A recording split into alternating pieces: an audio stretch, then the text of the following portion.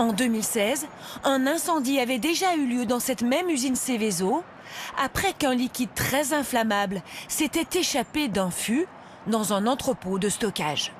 Un salarié était décédé. Cette usine est classée Seveso car elle utilise des substances dangereuses, comme des gaz toxiques, des produits explosifs ou inflammables.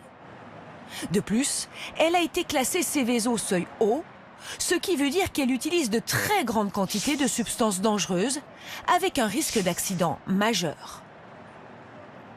Un site Seveso seuil haut, il est contrôlé normalement tous les ans, voire plusieurs fois par an.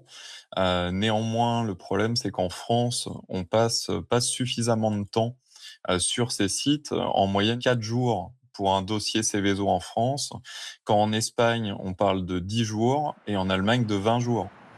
Malgré des règles de sécurité très strictes, la proximité des entreprises classées Seveso avec les habitations pose problème depuis longtemps. On estime que la population qui vit à moins d'1 kilomètre est de 2,5 millions de personnes. Pour les sites classés seuil haut, ce serait 1,1 million de personnes.